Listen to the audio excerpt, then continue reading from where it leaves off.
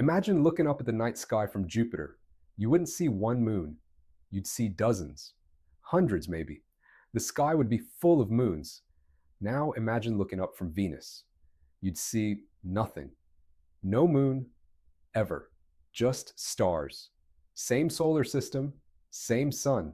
Two completely different skies. Why? That question, why some planets hoard moons like cosmic collectors while others have zero, that's going to take us on a journey through billions of years of chaos, collision, and cosmic accidents. And by the end, you're going to understand why you exist. Because here's the thing, your existence depends on the moon, not just metaphorically, literally. If the moon didn't exist, you wouldn't be here. And the moon almost didn't exist. So let's start with the question, where do moons even come from? Let me tell you how moons get born. There are basically three ways. Method 1, co-accretion. Imagine a young planet surrounded by a disk of dust and gas, kind of like Saturn's rings, but made of smaller particles. In this disk, dust sticks together. Particles clump. Clumps collide and form bigger clumps. Eventually, you get moons.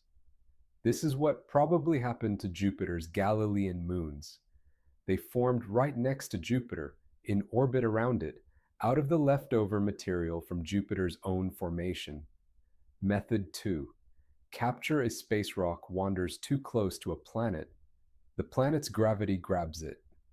Yoink! Now it's a moon. This is probably what happened to Triton, Neptune's largest moon.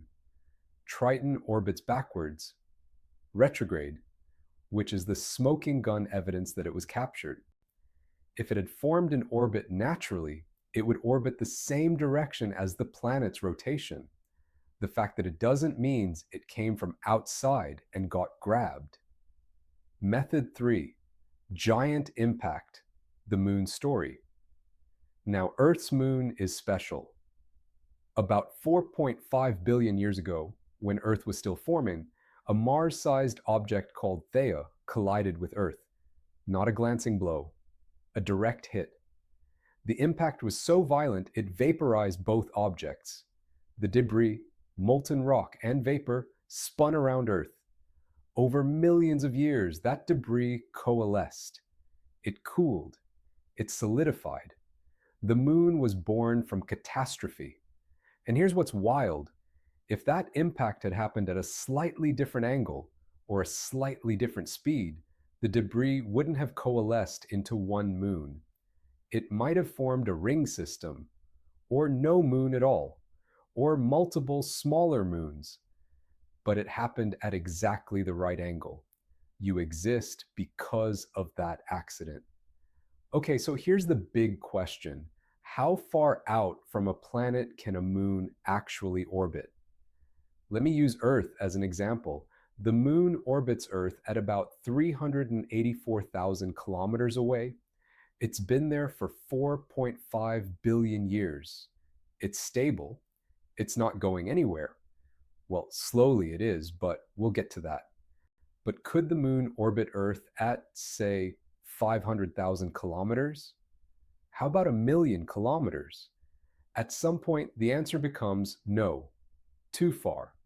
The sun's gravity becomes stronger than Earth's gravity, and the moon gets pulled away. There's a boundary. Beyond that boundary, the sun wins. Within that boundary, Earth's gravity holds the moon. For Earth, that boundary is about 1.5 million kilometers away.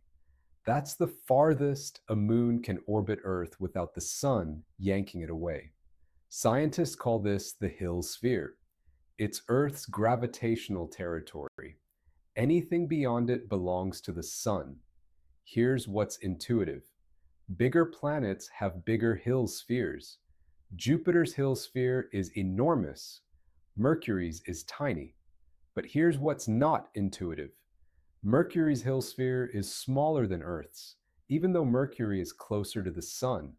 Why? Because Mercury is tiny. It doesn't have much gravity. Earth is bigger, so it has stronger gravity, so it can hold on to moons from farther away. Bottom line, bigger planets get to keep moons from farther out. That's the first rule. But wait, there's a second boundary you need to know about. Get too close to a planet and the planet tears you apart.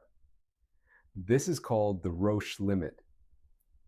It's the distance where a planet's gravity is so strong that tidal forces rip you to shreds. Think of it like this. Imagine you're falling toward Earth. Your feet are closer than your head. Earth's gravity pulls harder on your feet than your head. The difference in gravity, the tidal force, would stretch you. The closer you get, the stronger the stretching. For an asteroid or a moon, same thing. Get close enough, and the tidal force is strong, enough to literally tear the object apart. For Earth, the Roche limit is about 18,500 kilometers from Earth's center. The Moon orbits at 384,000 kilometers, so the Moon is way outside the danger zone. Safe. But Saturn has Saturn's rings. You know what Saturn's rings probably are? The shattered remains of a moon. That moon got too close. RIP. Now it's a ring system. Bottom line, there's a safe zone for moons. Too far out and the sun steals them. Too close in and the planet tears them apart. Any moon has to orbit in between. For Earth, that safe zone is from 18,500 kilometers to 1.5 million kilometers. The Moon orbits comfortably in the middle at 384,000 kilometers. For Mercury, the safe zone is tiny because Mercury has weak gravity and a small hill sphere. For Jupiter, the safe zone is enormous, which is why Jupiter can have so many moons. But here's where it gets strange. Jupiter has 4 giant moons: Io, Europa, Ganymede, and Callisto. These are the Galilean moons. They're huge. Ganymede is bigger than Mercury. Now these moons could orbit Jupiter independently, each one doing its own thing. But they don't. Instead, they're locked together in a pattern called an orbital resonance. Here's how it works. Io orbits Jupiter every 1.77 days. Europa orbits every 3.55 days. Ganymede orbits every 7.15 days. Callisto orbits every 16.69 days. Notice the pattern? Each moon's orbit is related to the others by simple ratios. Io to Europa equals 1 to 2 to 4. This means the time it takes Ganymede to orbit once is the same as the time it takes Io to orbit 4 times. Because of this pattern, the moons never line up on the same side of Jupiter at the same time. They're locked in a celestial dance where they always miss each other. This matters because if the moons did line up, they'd gravitationally interfere with each other. Their orbits would become unstable, chaos. But the resonance prevents that. It's like 3 pendulums that are tuned to swing at different frequencies. They synchronize and stay in harmony. Why does this matter? Because it means Jupiter's moon system is stable. It can stay the way it is for billions of years. The moons won't collide. They won't be ejected. And here's the wild part. We think the moons created this resonance themselves. When they were forming closer to Jupiter, they migrated outward. As they migrated, they got caught in this harmonic pattern, and once caught, the pattern held them in place. This is why Jupiter has its particular moon configuration, not randomness, not chaos, mathematics, harmony. So, to recap, every moon exists in a safe zone. Too far out, the sun steals it. Too close, the planet tears it apart. In between, stable orbits.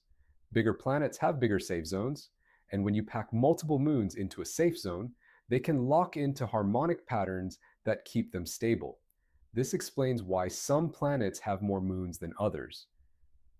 But it doesn't explain why those planets have the moons they do. That requires history, and the history is wild.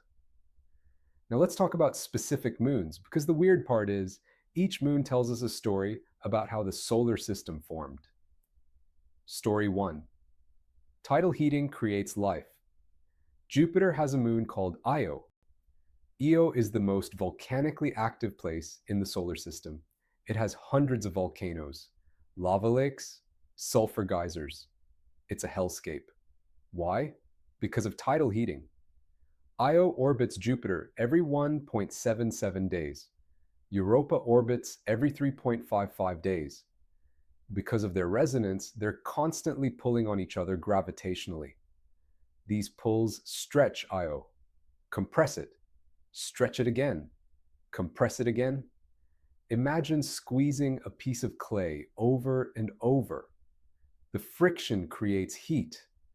That's what's happening inside Io. The tidal forces are literally squeezing the moon, and the friction heats it up so much that the interior melts. Now here's the beautiful part.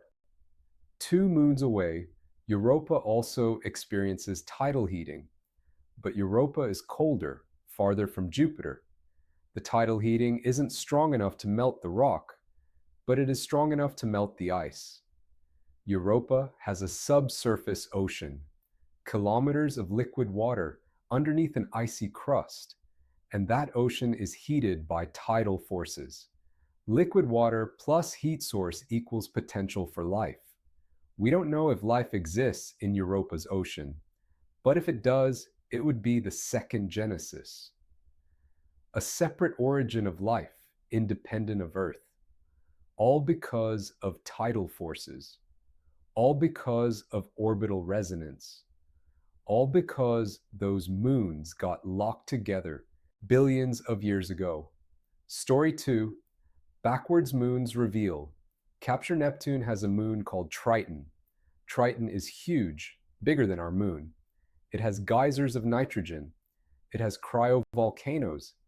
It's geologically active, and it orbits Neptune backwards.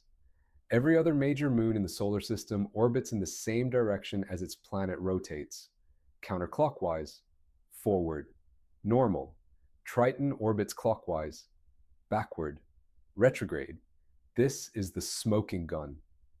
Triton wasn't born in orbit around Neptune. It was captured. It came from somewhere else, probably the Kuiper Belt, where icy objects orbit the sun. Triton wandered too close. Neptune's gravity grabbed it. Now Triton orbits backwards. But here's what's happening. Triton is slowly spiraling inward. In about 3.6 billion years, Triton will reach the Roche limit. At that point, Neptune's tidal forces will tear it apart. Triton will shatter, and Neptune will get a ring system. This has probably happened before. Neptune might have captured and destroyed dozens of moons over its history. Each captured moon spiraled inward. Each one got torn apart. Each one became a ring. The rings we see around Neptune now, they might be the latest casualties. The current moon being destroyed. Story 3. A moon that got lucky Mars has 2 moons, Phobos and Deimos. They're tiny. Phobos is only 23 kilometers across. Deimos is even smaller. These aren't captured moons. They probably formed from leftover material after Mars's formation, the way the moon formed around Earth. But here's the thing. Phobos is doomed. Phobos orbits Mars very close, only 9,376 kilometers from Mars's center. And it's spiraling inward at a rate of 1.8 centimeters per year. In about 30 to 50 million years, Phobos will reach Mars's Roche limit. It will be torn apart. It will become a ring system around Mars. Deimos, farther out, will survive. It will keep orbiting. But Phobos will be destroyed. This is probably not unusual. Moons get destroyed. Moons get captured. Moons migrate. It's all normal. The solar system is constantly reorganizing itself, even now. Story 4: The Moon That Saved You. Finally, let's talk about our moon. The moon orbits Earth at 384,000 kilometers away. It's big, bigger than Mercury. It's bright enough to light up the night sky, and it's slowly moving away. We know this because astronauts left retroreflectors on the moon during the Apollo missions. Mirrors. From Earth, we can aim a laser at those mirrors. The laser bounces back. We measure how long it took. We calculate the distance.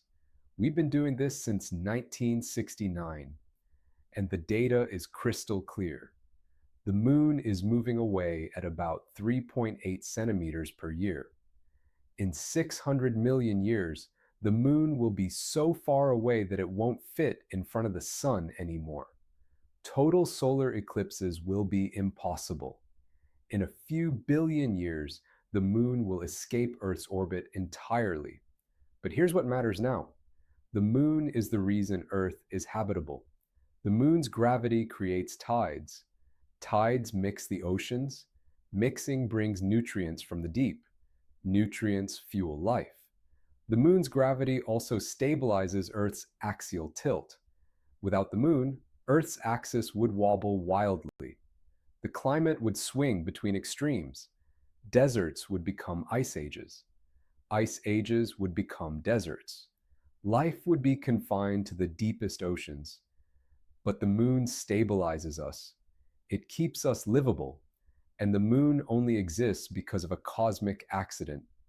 A Mars-sized object hit Earth at exactly the right angle, at exactly the right speed, 4.5 billion years ago.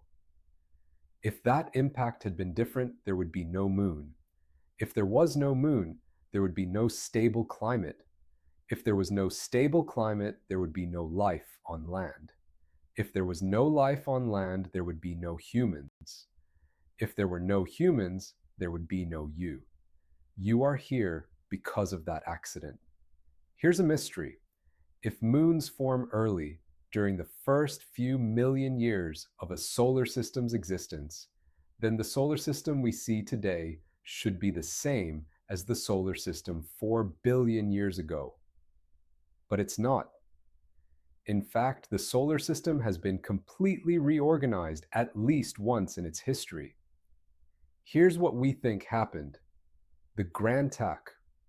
About 4.5 billion years ago, Jupiter was forming. As it formed, it migrated inward. It got pulled closer to the sun. It spiraled inward until it was as close to the sun as Mars is today. Then something changed. Jupiter and Saturn interacted gravitationally. Saturn migrated inward too. But then they bounced off each other. Both planets migrated outward together. This is called the Grand Tack. Jupiter's trajectory, inward then outward, like a tack stitch. Why does this matter? Because as Jupiter and Saturn migrated, they scattered everything in their path. Planetesimals, small rocky objects, got thrown around like bowling pins. Some got ejected from the solar system entirely. Some collided with the inner planets. The Late Heavy Bombardment.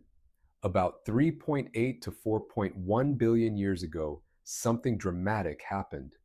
The inner solar system got bombarded with asteroids and comets, way more impacts than the earlier period. We can see the evidence. Impact craters cover the moon, Mars, Mercury. Every inner solar system body shows scars from this bombardment. Where did all these objects come from? From the orbital reorganization caused by Jupiter and Saturn's migration. This bombardment had consequences. It probably created most of the moons we see today, or at least scattered them into their current orbits. Here's the thing. Before the Late Heavy Bombardment, the solar system was chaotic, random, unpredictable. After it, the solar system settled. Jupiter stayed in its orbit. Saturn stayed in its orbit. The inner planets stopped getting hammered. Moons settled into stable resonances. And that is why the solar system looks the way it does today. Why this matters for moons. The number of moons each planet has is not determined by how big the planet is. It's determined by history, by chaos, by random scattering events billions of years ago. Jupiter got lucky. It has a huge Hill sphere, and it happened to capture dozens of objects during the late heavy bombardment. Saturn got luckier. It grabbed even more. Mercury and Venus got unlucky. They either never captured moons, or the moons they captured got knocked away during the reorganization. Earth got one, the moon, and that one moon turned out to be crucial for life. This is not a story of planets choosing how many moons to have. This is a story of chance, chaos, accident. And your existence depends on one specific accident, that 4.5 billion-year-old impact that created the moon. Let me connect this all together, because we've covered a lot of ground. You are made of atoms. Those atoms came from stars that exploded billions of years ago. You are literally made of stardust. That's not poetic. That's chemistry. But here's the contingency layer. Those atoms were brought to Earth because of the moon. Without the moon, Earth's climate would be unstable. Life would not have evolved on land. You would not exist. The moon exists because a Mars-sized object called Theia collided with Earth 4.5 billion years ago. But that collision almost didn't happen.